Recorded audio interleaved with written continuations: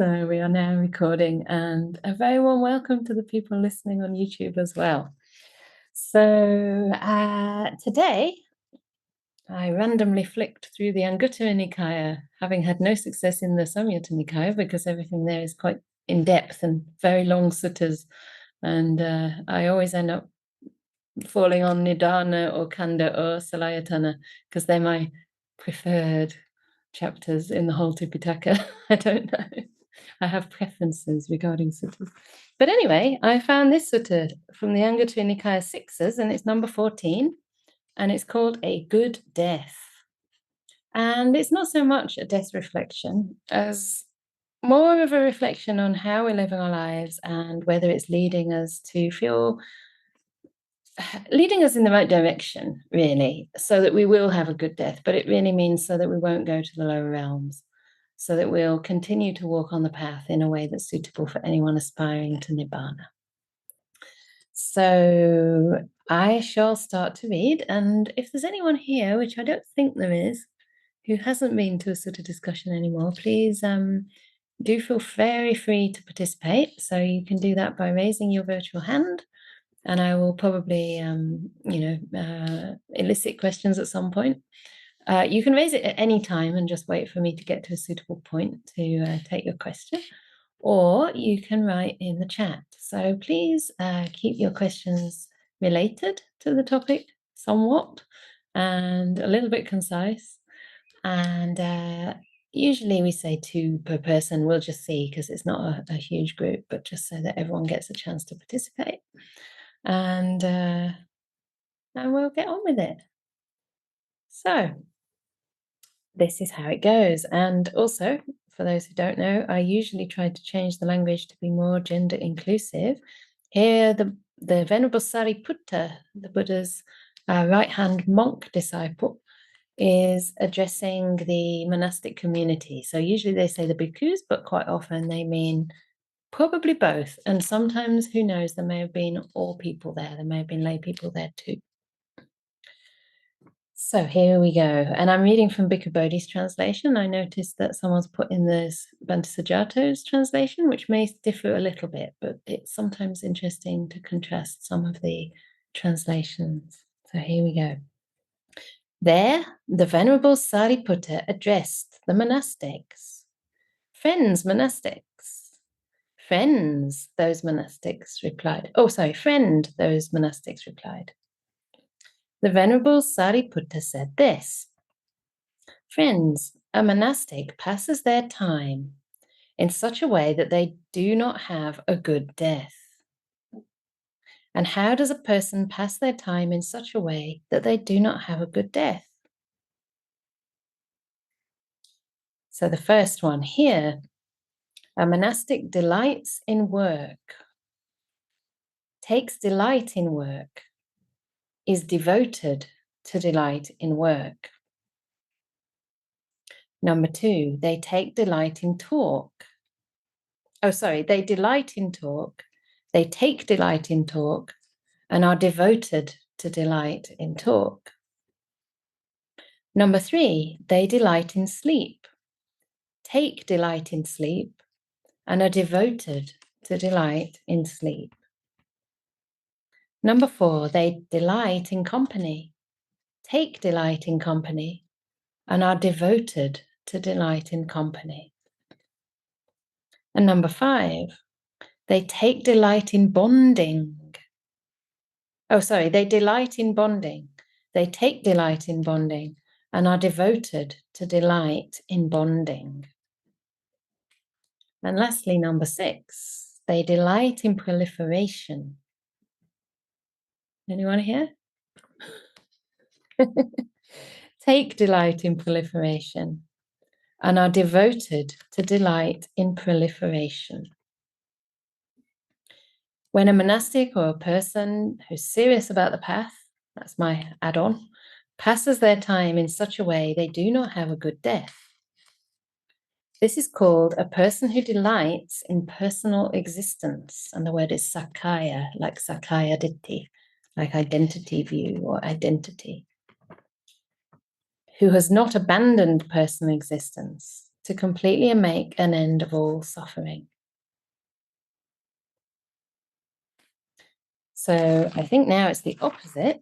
Friends, a person passes their time in such a way that they have a good death. And how does a person pass their time in such a way that they have a good death? Here, number one, a bhikkhu or a monastic does not delight in work, does not take delight in work, and is not devoted to delight in work. They do not delight in talk, does not take delight in talk, and is not devoted to delight in talk. They do not delight in sleep, do not take delight in sleep, and are not devoted to delight in sleep. They do not delight in company, do not take delight in company, and are not devoted to delight in company. They do not delight in bonding. They do not take delight in bonding, and are not devoted to delight in bonding. And the last one, they do not delight in proliferation, do not take delight in proliferation, and are not devoted to delight in proliferation. When a monastic passes their time in such a way, they have a good death. And here in this sutta, it specifically means they don't go to the lower realms. This is called a monastic who delights in nibbana, who has abandoned personal existence to completely make an end of suffering. So that's interesting, because in the previous one, when it said about a bad death, they define that as death in the lower realms. But here it seems to be saying a good death is not taking birth at all, not taking rebirth at all, and actually putting a complete end to personal existence. So that is the goal of every practitioner on the path, whether you're a monastic or a lay person. And then there's a little poem to end, which is a little bit strange because it says the word creature. I looked in the footnotes and it actually described it as a beast. So something like an animal or something like that. But I'm sure it means a person. It's just a bit of a derogatory term. So please don't take this personally. I also won't take this too personally, because this is where most people are, not necessarily delighting in proliferation, but nevertheless, we still sometimes get carried away. So the little poem goes like this. The creature devoted to proliferation, who is delighted with proliferation, has failed to attain nibbana, the unsurpassed security from bondage. But one who has abandoned proliferation, who finds delight in non-proliferation, has attained nibbana, the unsurpassed security from bondage. So that is the little sutta. And I wanted to just give a few explanations for anyone who's a bit confused with this, because I think it could be a bit confusing here if we take it to an extreme that the Buddha didn't really intend here. In fact, he is intending, in my opinion, to taking delight to somewhat of an extreme in working, talking, sleeping, company, bonding, and proliferation. So the first thing to say really is that it doesn't mean we don't work. It doesn't mean we don't talk, right? It doesn't mean we don't enjoy company. But I think here specifically it's talking about delighting in these things, taking delight, and actually being devoted to delight in these things, which makes a lot of sense when we consider that this teaching is given mainly to monastics, because of course, that is not the thing we should be delighting in. You know, we do our duties when we're asked to do them, and we can find a lot of joy in service. But if we look to those things to actually provide delight, and we get bonded to that kind of delight, we forget about the higher happinesses that are available to us through practicing every aspect of the path. So first of all, I want to clarify that there's a big difference between being devoted to delighting in any of these things and actually practicing serving in the Sangha or in the community, practicing the right amount of sleep or wise friendship, having good company, which is part of the path, compared to actually being bonded to the pleasures that come from that, to the extent that you become in a way dependent on them.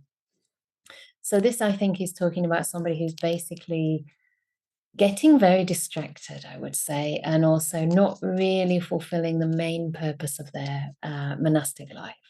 And I think that can be the case for anyone, right, in the world as well. It's like, where is that point that you're, enjoying the company because it's wholesome company? And where is the point that it's just kind of being so attached to it that you need it all the time and you're using it as a distraction and a kind of lesser form of happiness? You're using it maybe even as an avoidance of the things that are more important in your life. And I've seen that certainly in monastic life, that there's a difference, with having work and service to do, which is well directed and clear, and actually creating work out of restlessness or out of an inability to sit with one's mind. And it's not to say that that doesn't sometimes have a place either, because sometimes it is better to just, do something wholesome, especially do something for somebody else, maybe, than sort of sit against the mind's wishes, force your mind to sit on the cushion or whatever it might be. But in this case, it's talking about somebody who is in a way moving away from the real purpose of the spiritual path. And I guess doing it also with a great sense of self, because we're saying here that this is equal to delighting in personal existence. So there's not a letting go there, there's a bondage to these things, there's a devotion to these things rather than devotion to the Buddha, the Dhamma, the Sangha, a devotion, you can even say, that's wholesome towards right action, right speech, right? Spiritual companionship, etc. So I think it's really important to make that clear, because one of my first thoughts when I read this is that, if people take this literally, then, no one in the monastery will want to do anything anymore. They'll think, it's really great in spiritual life when you just sit in a corner and only meditate and become a complete hermit and don't talk to anyone and reject everybody. And that is a kind of spiritual bypass. That's not understanding the teachings in their proper context. So that's the first point I really wanted to make. And I think it'd be a really interesting topic to explore together, where kind of seemingly wholesome pursuits can tip into something that is more of a crutch, perhaps. I particularly like the third sentence in each sequence. So it starts off with a person delights in that thing. They delight in work, talk, sleep, company, bonding, and proliferation. They take delight in it. And the Pali actually is something like Kamma Karaniya, I think, from what I remember. And it literally means something like doing that thing, like kind of making more of it, you could say, like takes delight. It's kind of very actively doing these things. And then the last one, the devoted to these things, is Anuyukta, which is very similar, or yukta, sometimes it's thought of as yukta, and it's basically mean being yoked or being tied to. It's the same word as yoga, which means a union, like a kind of merging into. So you're completely consumed by it. You're completely tied to it, yoked to it, bound to it. And that's the difference, isn't it, between, working in a way that supports your practice and working in a way that is responding to a need, but being able to put it down when you have the opportunity to do so. And actually being kind of obsessed with it in a way. And that can happen with more than just, these 6 things.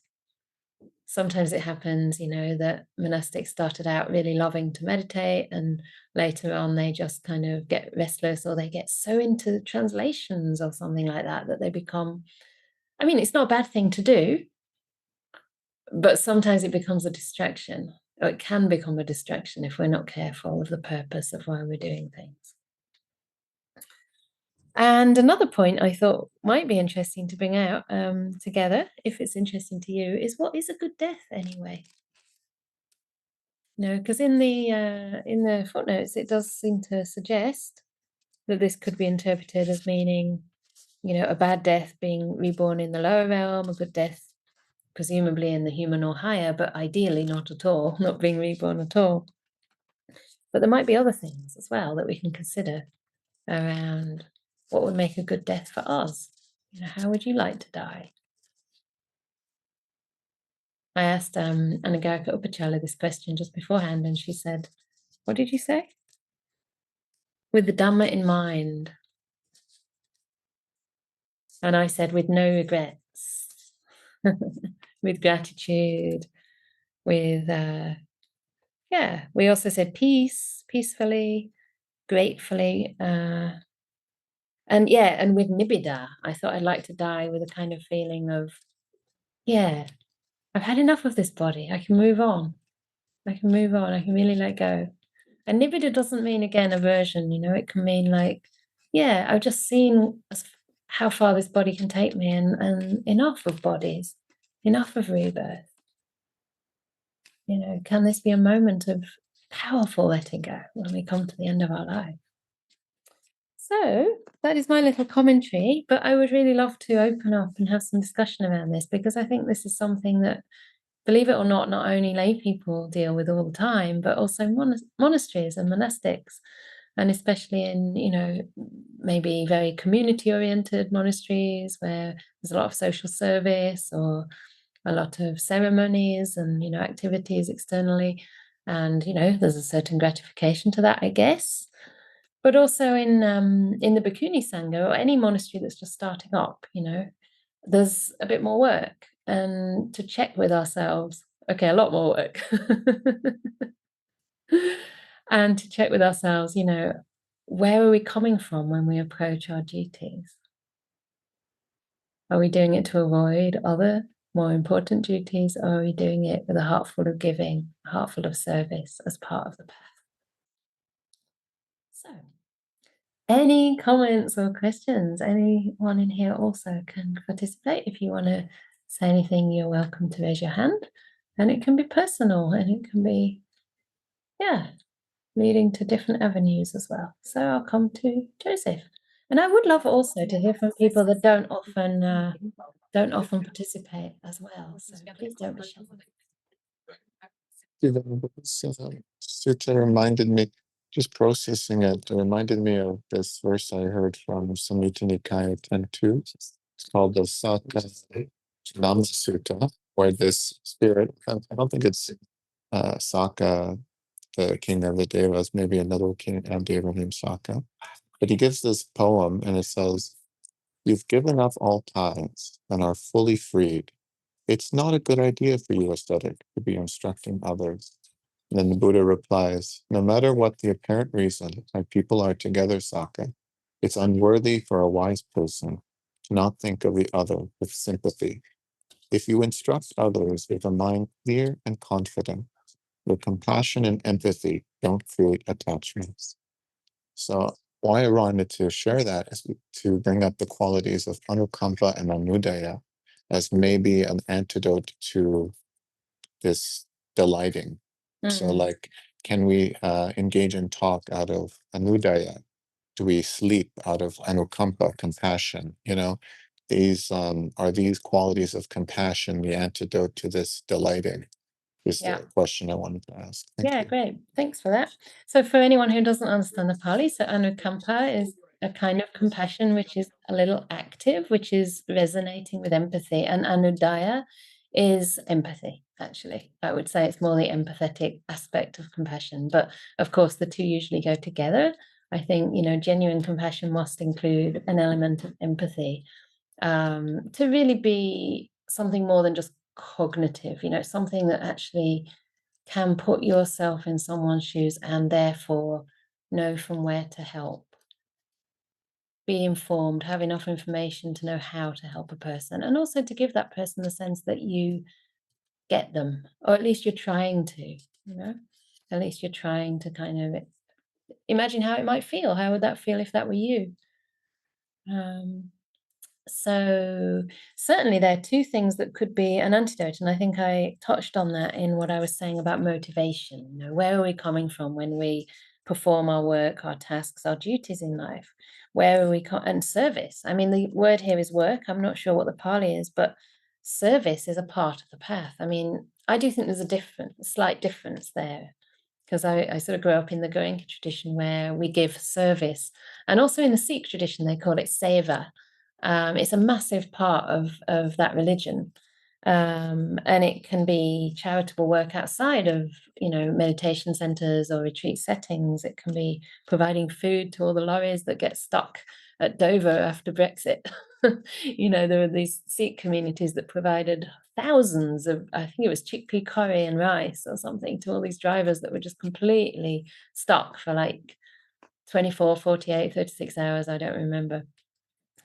And it's a big part of their devotional practice is to serve. So yeah, delighting in these things when it's wholesome is wonderful, like when it's actually a kind of sense of pamoja, but the word here is arama, which means a kind of, it's a bit like getting your happiness from those things rather than from the motivation or the meaning of those things. It's almost like losing the meaning of those things, I think, and just doing them out of a kind of sense of wrong priorities or distractedness or even avoidance.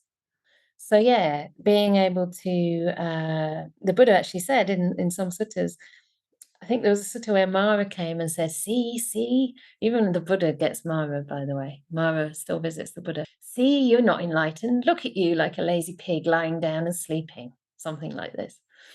And the Buddha actually said, I sleep out of compassion for the world. Isn't that beautiful? So if you are overtired, you're staying up too late, pushing yourself too much, which, sometimes is inevitable. Sometimes we don't mean to, but we just have a lot to do. Then think about compassion for other beings and how they're going to benefit more from your presence and also from your example if you take a good night's sleep. So sleep out of compassion for the world, also so that you can continue to serve, right? So it's about how we do these things. Devoted to delighting in talk is very different from practicing right speech as a means to help others, as a means to guide others. As a teacher, the Buddha was said to be one who exhorts, inspires, instructs, gladdens, and encourages beings on the path. One aspect of right speech is to speak words that uplift the mind, that go to the heart.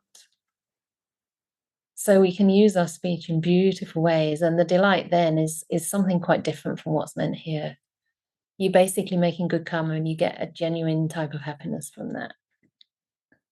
Company, as I've said, just kind of socializing for the sake of it, I actually find very exhausting. And I have to do a lot more interaction with people than I'd necessarily choose if I was, if I could have the perfect balance in my day.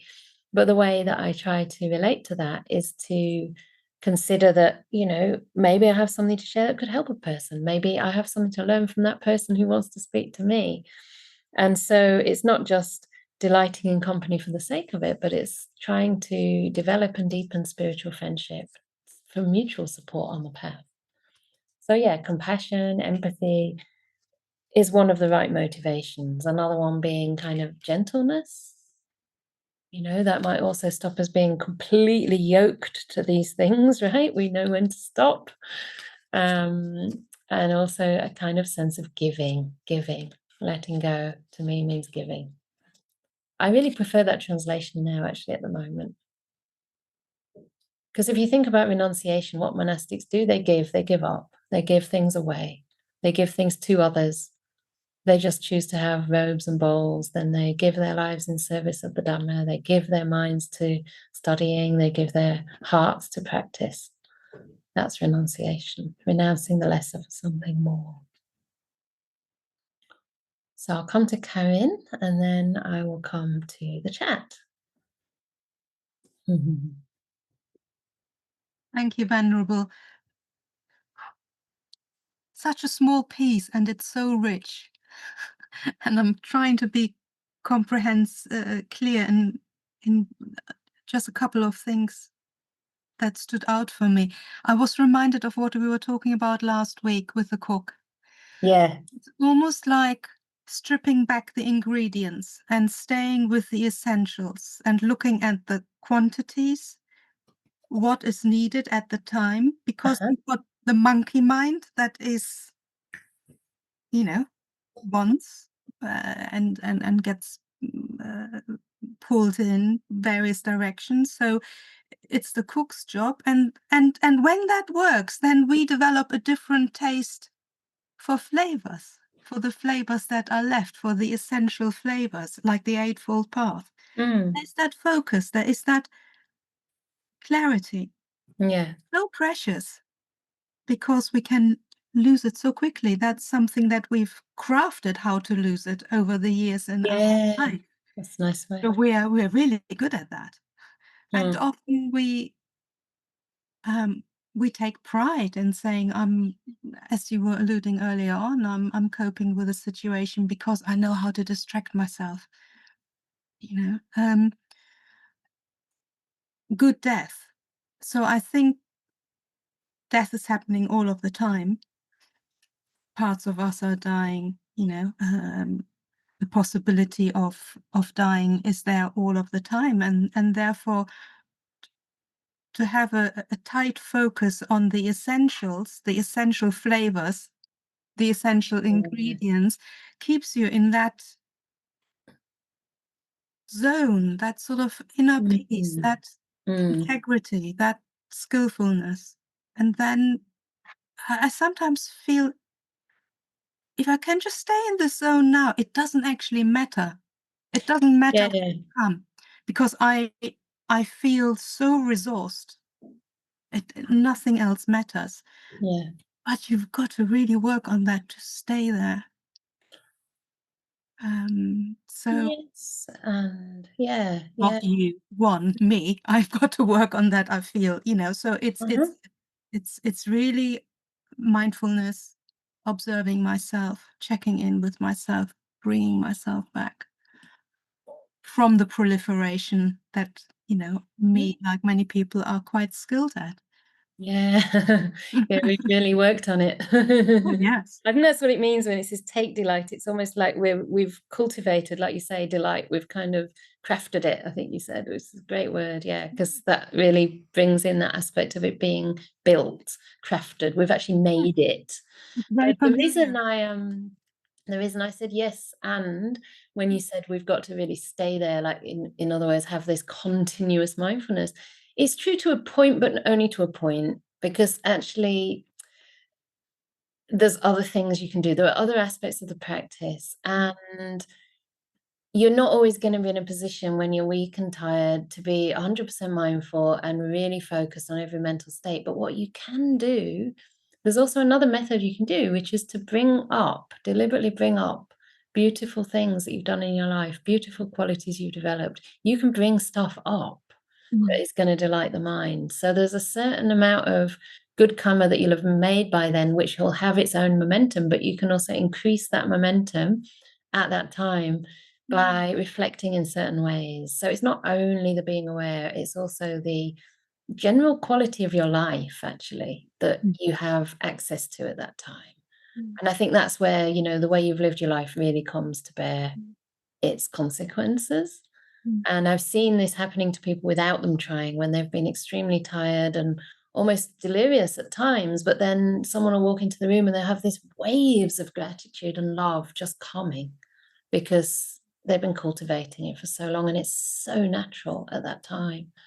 And they just have this sense of something beautiful available when the body starts to close down, and they start to get that sense that, oh, the body's becoming more remote from me and the mind is taking over, and the mind has all these incredible qualities. So I don't think we have to do it, is my point, I think. I mean, of course, it's a culmination of everything we've developed in our life, mindfulness being a big part, but it's also the qualities of our heart that come to help at that time. And they will be there. They won't go away.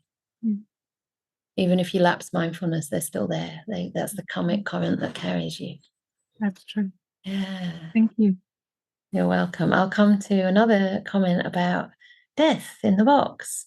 Thinking about a good death.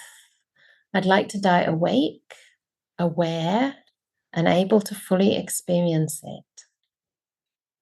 As John Denver wrote, I hope that I'm around so I can be there when I die. I'd also like to die in a way that doesn't cause too many problems for those that survive me. Oh, That's really beautiful, yeah, to be thinking of others in that way, because one of the things that did come to mind when we were talking about the quality of one's death, I was reminded about the aeroplane crash in India, which was just the most horrific accident, I think, in decades, if not history, of Indian aviation. I'm not quite sure, but it's a bad one. I'm sure everybody's heard about it. And unfortunately, it landed on a medical college. People there also died, and it was pretty much an instant death. And of course, these sort of things get so much attention. They look so shocking, so horrific, so sudden, and there's a lot of trauma involved for the survivors, which is probably not dying in a way that doesn't cause problems, but it's obviously out of control. But then at the same time, I was thinking in terms of the actual dying and the actual consequences of our death, perhaps it doesn't make really much difference. Some types of death that you see like that look more horrific than others. I don't know that the way we die makes any difference compared to the qualities we die with. It just came to my mind and gave me a sense of, there's nothing to worry actually about how it happens so much as the lives that we've lived. I don't know. That just came to mind. But I do love that you also mention dying in a way that doesn't cause too many problems for those that survive you. And I used to think actually that I'd like to be mindful of every moment, especially if it's a kind of gradual death. But in a way, I think an instant one can be okay as well. Because again, I think it's more about the qualities we've developed in our life that's going to propel us forward. And it doesn't all hang on those last moments. But yeah, it's great. I mean, it's a great aspiration to have, because if we can, if we want to die awake, then we're more motivated to stay awake now, right? I don't mean don't go to sleep, but just, yeah, use our capacity now to understand the nature of our mind and what's happening inside. So that's great. It's courageous. Minori. Yeah, thank you, Karen. That was very, very kind of a good and the answer that Venerable you gave, because those are the things I was thinking as well. So I was thinking that I need to increase my mindfulness, but then what I was doing is, increasing the metta, but then now I kind of linked the two, I need to do both. Yeah. Not, give that uh, uh, attention, high level attention to the metta as well. That is important. So what happens to me is when I'm tired, it's like my old habits, like, okay, when you're tired, you distract yourself. Yeah. But then I'm in the process of cultivating new habits. But cultivating new habits when you are tired takes a bit of time. That and on the death, sometimes back I kind of wanted a easy, peaceful, nice death. Maybe you die while you're asleep, you don't know, or kind of a peaceful death. But now kind of when you look around, the death is not that. Death can be ugly, but what can I do? What can I what can I kind of, I kind of have a feeling that I need to practice for that, because that is 100%, sure thing. So the way I practice is doing a lot of gratitude and metta, and the possibilities that, okay, I'm driving, I might die, but but then can I practice, or when a plane starts, I practice, I never know, I might die. It might be a bit of a burning, squashing thing. But can I don't know whether I'll be able to be nice and peaceful, but that is I'm kind of building up something. Yeah, super. Yeah. Yeah. That's great. Yeah, I think, reflection on death does make us, one of the ways the Buddha encourages us to do it is that death could come at any time for any reason, through any cause. We could go out and get hit by traffic, or we could just have a heart attack, or it can be sudden, it can be, it can take a long time, it can be a gradual kind of decline. You can have one chronic condition and you think you're going to die of cancer, but then something else comes up, you know, like another disease altogether. So when we realize that, I think we do ideally develop more gratitude for our loved ones right now. And that's what some people have been posting up about this flight and about their terrible tragedy there, is that, you know, there was one family who just managed to, there was a couple who were both doctors, and they just managed to get all the paperwork together for the whole family to come to England from India to try and have a better life. I always wonder if it's going to be better in England than in India, and then they died on the plane, all of them, you know, 3 young children, the 2 parents who were both doctors with a wonderful future ahead, looking so happy. And it's like, yeah, how much of the time are we thinking things will be better later? You know, everything's going to be better in the future. And how much are we living for what we have right now? We don't know. I mean, they might have been very much in the present, and I hope so. I hope they're all happy at that time. But yeah, the more we can reflect that way, the more likely it is that we'll reflect when the time actually comes. And the friend that I mentioned before was actually looking forward to the death moment while she was in the hospice, because she was experiencing already so much love and gratitude. She was very excited about what lay ahead. I mean, not all the time. Sometimes she went through visceral fear, but I could see she was gaining the kind of confidence and the sense of adventure in a way that lay ahead. Yeah. Yeah, thanks for that. And just to say as well that, you know, yes, there's the mindfulness and yes, there's the metta, but the two can be together as well. I think you know. But, you know, we can be mindful in a way that's developing metta simultaneously, kindfulness. So, yeah. When faced with the universal nature of aging, sickening, and dying, what qualities are more important to offer and rejoice in giving and sharing than karuna, anudaya, and anukampa? Yeah, you want more. I don't know that we can ask for more than that, can we? I mean, there's wisdom, but I think any quality in the Dhamma kind of overlaps with every other quality. You know, if it's really karuna, anudaya, and anukampa, then it has to have wisdom embedded in it. Most often it's the result of wisdom. That's why the Buddha was called the Great Compassionate One, right? And there is something particularly linked to suffering around the karuna, anudaya, and anukampa. Actually, these are all pretty much synonyms, but slight different nuances to them. But they're all very much appropriate responses to suffering. So yeah, aging, sickness, death. There can also be acceptance, there can be equanimity, there can be wisdom, but I think that's included, as I say. So, you know, do what comes naturally. If you find that, you know, karuna practice, compassion meditation works for you and that's what you need, then trust your intuition on that, like we spoke of in the simile of the cook. What does your mind need?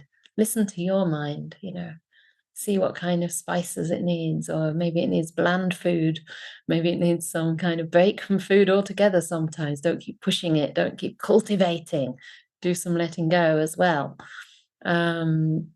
So just see what works for you. Sometimes metta doesn't work for people. It makes them think, oh, why should I always be happy and full of loving kindness just to keep everyone else kind of pleased with me or whatever? You know, there can be resentment to those things if we've been brought up in a way that tells us you've always got to smile and be kind. You know, it's like, no, I want to feel my anger. I want to. So we're all different at different times.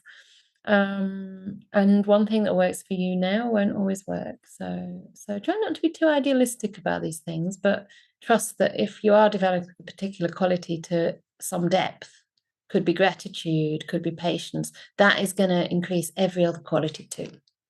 Even if you never intentionally tried to increase every quality, but you really had one or two that were your strengths, then you would develop every other quality. I'm pretty sure they'd come along.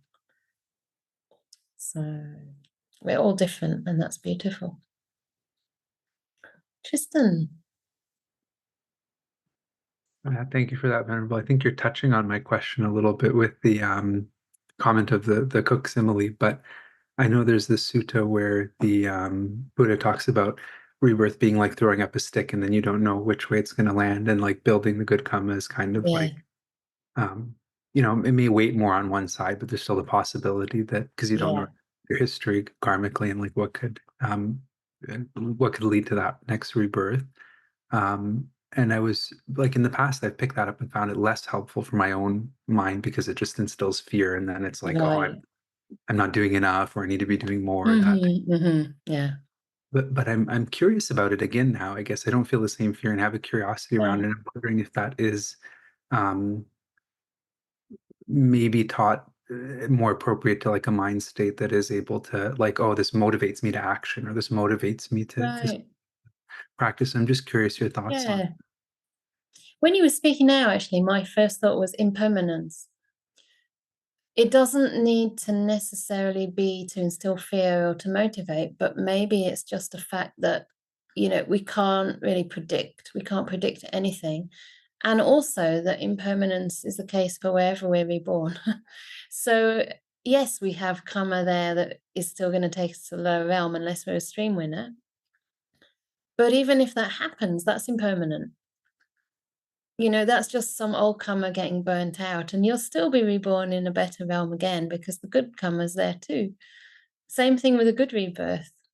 It's still a rebirth. It's still impermanent. So yeah, that unless you can, you know, basically in life, well, a stream winner, you can still go back to a lower realm.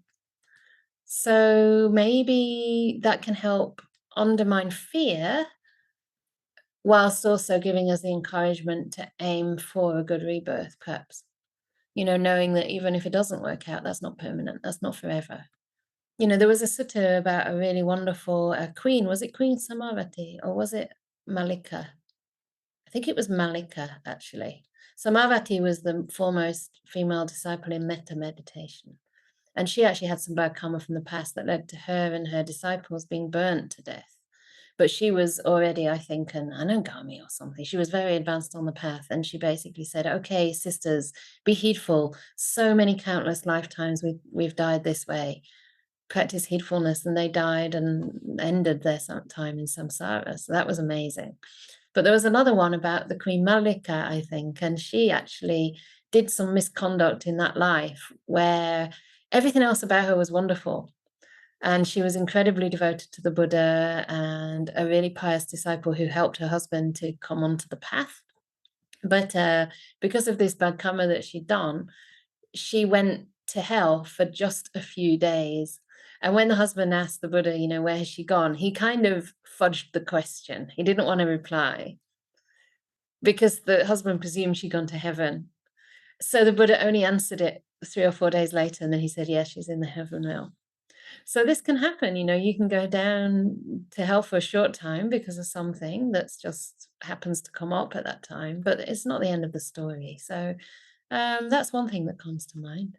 I don't know if that's an exact sort of answer to the question. Is there more on that? Does that make some sense?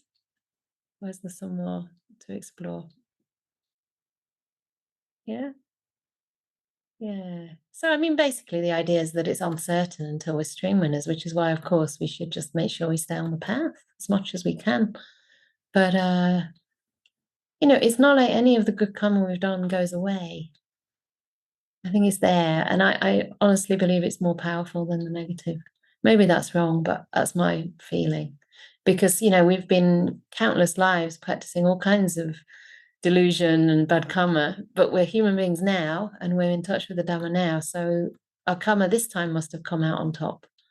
So if we're still practicing, it's highly unlikely we're going to go down next time. I mean, just think of it. I think of my life. I think, my goodness, I've met really enlightened people. You know, I had teachings from the best of teachers, and I'm in direct contact with the suttas, have a livelihood. I mean, it is a livelihood as a monastic. It's included as a livelihood, which is purely for the benefit of myself and others. You know, I mean, there's no other intention to what I do. It's amazing. And I think that's the same for probably everybody here, actually, that your intentions are good. You know, you're doing the very, very best you can with what you have. So Yeah, someone in the room here. So yeah, please. I actually just We can hear wanted you. to. You're good. Your voice Can- carries. I just had the thought as you were speaking just now about the stick metaphor that it's actually, I feel like it's something you can kind of see even in one lifetime, the same effect happening. That we don't know, like we can kind of know that we have hard times ahead of us, but also that there will be good times ahead of us, but it's unknown when it will happen and how long it will happen and these things. But at least for me, there's not much fear about that. It's like, yeah, this is just how life works. Some difficult times to come and some good times come. But on the whole, in a lifetime when we're practicing sincerely, things get easier over time because we become more equipped to handle them. And so I feel like it's kind of, even in one lifetime, you can see that maybe in the over lifetimes, it would be the same kind of thing. Like there's some more difficult lifetimes and some easier lifetimes, but in general, it just keeps going upwards because we just keep following the Dhamma, and it allows us to hold that difficulty. Yeah. So yeah, I think that thought for me took away some of that. Yeah, that's beautiful. You know, it reminds me of this Sutta not Sutta, the Dhamma talk we listened to just a few days ago. It's a fantastic talk by Ajahn Brahm. It's like, if that's the only talk you listen to, you'll be practicing properly.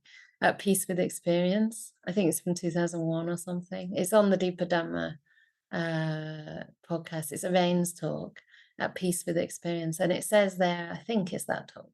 But anyway, listen to that because it's a great talk. And it says, you know, if a person was suffering the most severe pain in the hell realms and said, truly, the door of my heart is open to this pain, that being would end their time in hell. It's just so wonderful. Yeah, that's the name. Yeah, At Peace with Experience, not with the experience. Yeah, by Ajahn Brahm.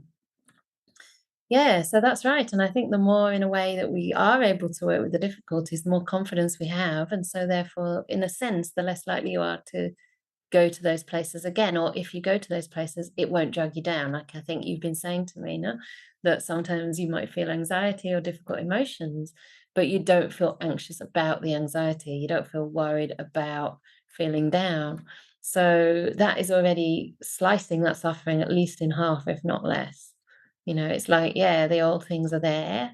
There might be depression arising, there might be fear arising, but it doesn't faze us in the same way it did. And that's because of the practice. That's the awareness we bring, and the metta, the skillful attitude we bring to handling those things. Yeah. So I would like to just nudge us to the last one in here, because we are talking about a few different factors the Buddha talks about here.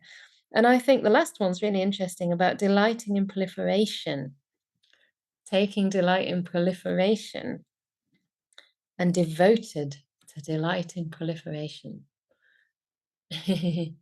What do you think about that? I find this very interesting. I mean, we were talking just in the monastery the other day about how sometimes we think, oh, I can't be, you know, with my body because I'm thinking. And then we realize, no, that's not the case. I'm thinking to avoid being with my body. I'm actually delighting in the thinking as an escape from being with the emotional world, or, you know, maybe the physical world where there can be trauma or unresolved, whatever it is that's stored in the body. So sometimes we actually take delight in proliferation. I mean, what I've noticed in myself, not so much that I leave the body, because I am quite grounded in the body. I don't sort of avoid it. I think I've worked through a lot of, I suppose, emotions or mental states that are connected to the body by connecting them to the body and seeing that they're impermanent. But what I have noticed is sometimes I really like my thoughts, you know, I find them really interesting, especially on retreat, when they get very clear and I can give myself a Dhamma talk and I can write down all kinds of really cool notes. And later I look and, oh, that was good. Why didn't I ever give that talk? Because I didn't have the same clarity afterwards. And so that's a little bit of a trap. And the Buddha actually called that kind of, even that's proliferation. He called it Dhamma Vitakka, like thoughts of the Dhamma, but he called it one of the last obstacles to deep meditation, to jhanas, because it's so enticing and you feel like you're seeing so clearly, you know, and then you can forget, oh, hang on, I'm actually now delighting in this and maybe even devoted to it. I mean, devoted to it is when you really follow the thinking, isn't it? Is that what it means? You want to think. You love thinking. We're educated to think, aren't we? To think around things. I don't know how it is for you, but I find this one very interesting. Because it's, I suppose, admitting that there's some delight in allowing the mind to just woo go off into all kinds of interesting concepts. And anyone have experience working with this kind of aspect of the mind, the thinking mind? Do you enjoy it? Do you find it horrible? How do we come out of proliferation and be one who does not delight in it, is not devoted to it? Put you all on the spot.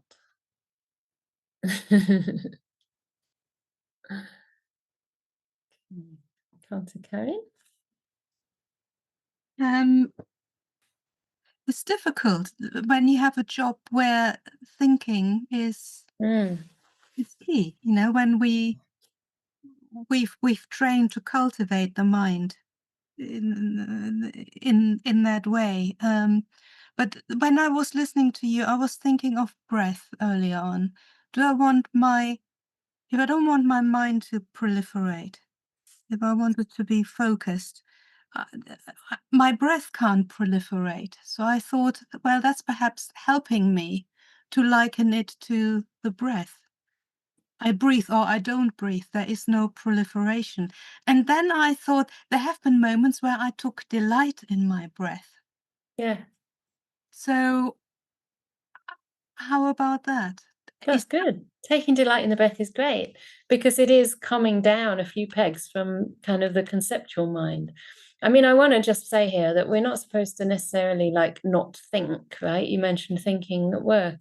That's important. And that's why I differentiated in the beginning between, you know, wise thought or helpful thought or doing our jobs, performing properly, you know, and actually delighting in these things whereby we're going beyond the normal usage.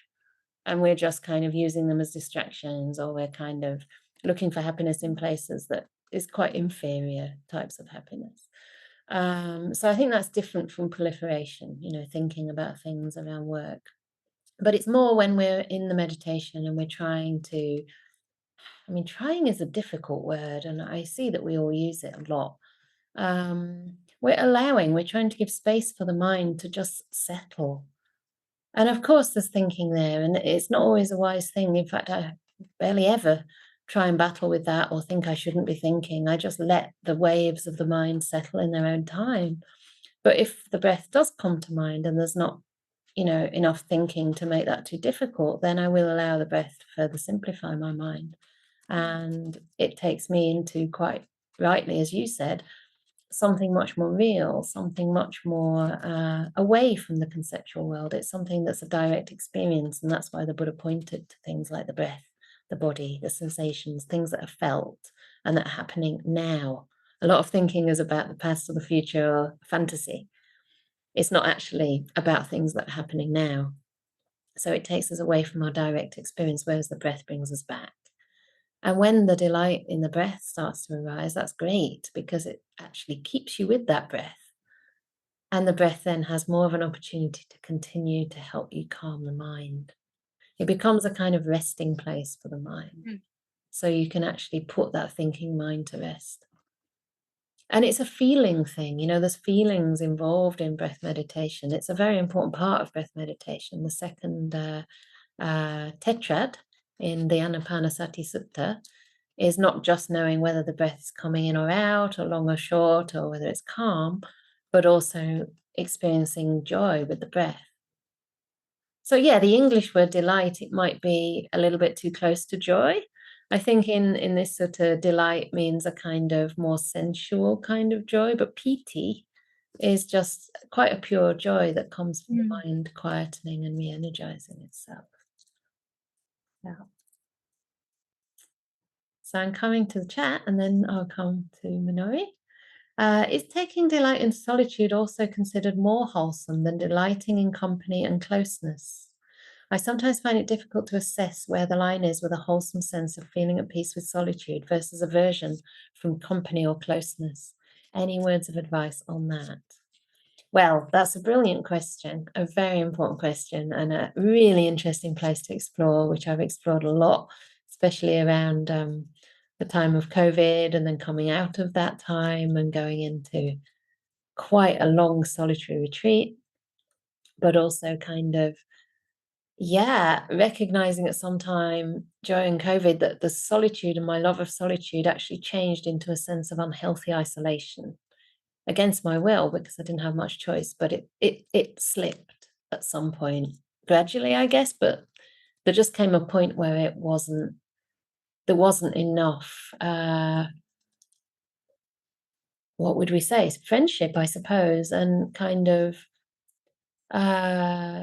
socializing that helps to regulate our nervous system and give us a sense of safety and belonging, give us a sense that we're okay, we know who we are, we have a sort of meaning that's beyond just our own inner world, but we have a connection to the rest of humanity, we have a role in society. That was hard for me because I was living as a bikini on my own. It's like, who cares if I'm here or not? Is it even important to anyone, you know?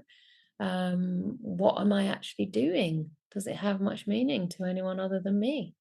So that was really tricky. So yeah, is taking delight in solitude considered more wholesome than delighting in company and closeness? Probably for the sake of deepening meditation, yes, but we're talking about delight in solitude. We're not talking about solitude coming from aversion or solitude that's lonely or solitude that's isolating. We're talking about the kind of solitude that the mind is ready for and that brings the mind a lot of joy. Delighting in company and closeness. Yeah, I think again the word would be a bit different because that's generally more likely to lead to attachment. You can get attached to solitude in an unhealthy way as well if it leads to avoidance. Anything that leads to avoidance could be taking you down the wrong path. Sometimes you need a bit of space, but if it's a continued tendency and it's coming through ill will, then you know that's not aligned with metta, with karuna, with letting things be. Yeah, I think for me, like the sort of quality of somebody who's well practiced is that they're comfortable in company and they're comfortable alone. It's both. You know, they can be alone when the time comes to be alone. Not perfectly, perhaps, but they can really make good use of it to develop wholesome states. And the same thing in company. We can have, wholesome and healthy relationships. And that's one of the things that drew me to Ajahn Brahm, just seeing that this person who can go so deep in the meditation can also serve incredibly. I mean, to thousands of people, like back-to-back talks and running monasteries and just wow. I remember being on retreat with him in Germany and we just went to a busy talk in Frankfurt, and I was getting quite still in the retreat. And, there was so much talking in that room before the public talk. It was a room full of 100-odd people, just blah, blah, blah. And I said to him, how do you cope with this, when the mind's so sensitive? So, I just make peace. For me, I was quite kind of jangled. But I was like, wow. And he really does look at peace. And I could just see how he could just move from one to the other with seeming effortlessness. It was really impressive. So respect yourself with that. You're asking for advice. The line will always change. There's no solid line. But just see more where your motivation is coming from. Whether you're wanting to be alone and in solitude just to get away from people, and then it is or it isn't healthy, or whether you actually feel a genuine delight in solitude and it is healthy. Check for yourself. I hope that's helpful, helping you to help yourself. Manori. Yeah, a few things that I noted. I kind of found that being gentle to my mind helps rather than, pushing myself. No, I have to be mindful. But if I take it, I'm struggling a bit, so be gentle. So that helped.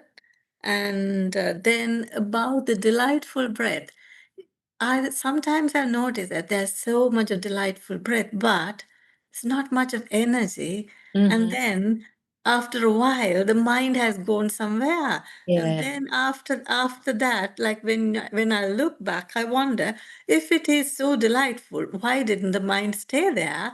But then I kind of realized maybe it didn't have enough conditions to stay there. So that is something that, I haven't put all the conditions. So that one, and then the last one is kind of, I think, this proliferation. Always like, you get 2 minutes, like, oh, there's a little space, let's think about the future, let's plan. I think it might be a survival instinct of humans, and also maybe we have practiced that for, over so much of, lifetimes, and it kind of gets into the autopilot mode. Yeah. Chronic control freak mode, isn't it? But I think you're really right. It's about, did you say sort of a survival thing? Yeah. Because it is when I feel very peaceful and like very safe and very supported that I can really let go of having to think. I mean, I remember vividly being in Burma and just the thoughts just disappearing after 2 or 3 months, like for months. In meditation anyway. I mean, I suppose I thought a bit outside it, but not much, not anything more than I wanted to think about. I could direct my mind to some study or remember the discourses really well and write them down. And there was I just felt so safe. I felt I'd arrived. I'd never have to go anywhere ever again. Little did I know. But it was so wonderful. So I think, the feeling of safety. I met another woman actually who's quite a deep practitioner in Perth, and she does a lot of really long retreats, and she said the same thing. It's 2 to 3 months, 3 to 4 months for the thinking to completely stop. I mean, some people, they can stop it much more easily. I mean, I'm a thinker. I'm a kind of analyzing type mind, and just because I quite enjoy that aspect. I think the wisdom faculties, it can be strong if there's enough calm as well.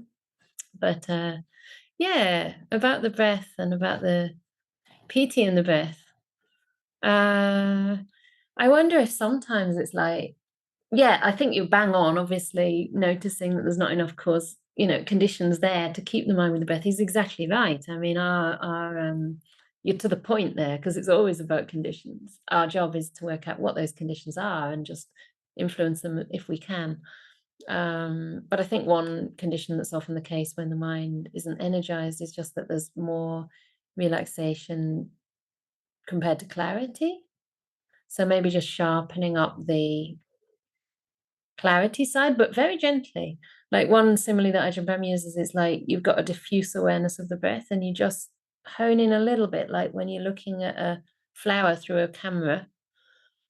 I mean, I do that quite a bit. I like flowers and I like taking pictures, and it's a bit blurred. And if you just get it just right, it just suddenly pops out, and that can increase the clarity, and that'll keep you clearer with the PT. And sometimes it's just that the mind is kind of not really wanting more work to do. It kind of just enjoys being a bit hazy and a bit kind of lazy. And that's okay. When you're on retreat, it's more likely to get much clearer and you're more able to sustain it that way. Yeah. I love talking about the mind. Okay, there's one more question in the box, which will probably be the last, and then I'll hand over to Manoj to wrap up. Something you said earlier about something you said earlier help me understand something. This is like we used to speak at Dhammasara, the something or the thingy. Anyway, something. I've mostly done Anapana meditation, and metta has been harder for me. As a child, I was told to smile when I was sad or angry. Yeah. Also, men told me to smile as a teenager and a young adult. I still have that dynamic with a family member who's uncomfortable with difficult feelings. Yeah. Having been trained to stuff my feelings or pretend they were otherwise, I've had to work hard to allow my feelings. So I think metta has been triggering for me in the past, although it's becoming more accessible to me. Wow. Thank you for articulating that so clearly, because I think that might resonate for other people that I know, and it's wonderful to hear it articulated with so much clarity. It's interesting that it was when you were a child, and it was also men.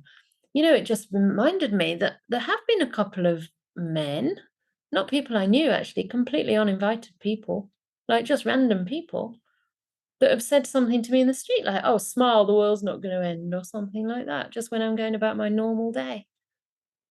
I used to blame it on my bottom lip because it's a bit sticky outy, so if I don't smile, I look sulky. But actually, I think it's just this, like, yeah, you should smile so that you look pretty for me, right? And yeah, we're conditioned that way, especially as women, I think, to be pleasing to others because, you know, since we're not usually in the position of power, it's dangerous if we're not pleasing to others. It's more dangerous. Like any marginalized community, you have to appease and pacify and, yeah, be pretty for me. You've agreed with that. Yeah, and the difficult feelings, right? Nice insight that it's the family member who's difficult with those feelings, you know, but that's put on us, isn't it? That our feelings are a problem, but it's actually their inability to handle their own difficult feelings that makes it threatening when other people have feelings that, yeah, basically make them feel uncomfortable. So I think that's where the practice of working with feelings is really helpful, because if we can take responsibility for our own responses and, you know, get comfortable, if you like, with our uncomfortable feelings, then we don't blame it on the other or want the other to change so much. Doesn't mean we allow to be abused or, you know, spoken to in angry ways, but if that does happen, it's not as much a problem because we can work with our own feelings. I mean, I'm not saying abuse is not a problem. Abuse is a problem to walk away from if you possibly can. But if it's other things arising in us, you know, like, I don't know, sadness or anxiety or whatever, and we learn to embrace those feelings, then we're just more confident and, you know, able to be open to life. So yeah, resonates with someone else. Thank you for sharing. Excellent. Yeah. Funny, yeah. Thought it might resonate with a few.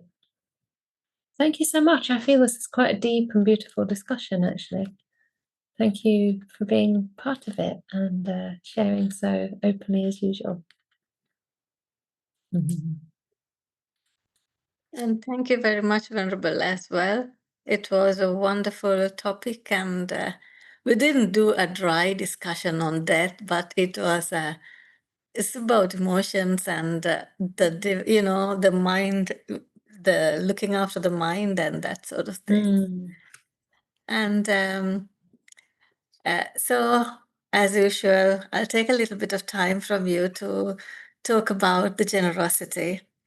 And giving goes against a stream of wanting and a maze, and develops wholesome qualities that form foundation of our Dhamma practice.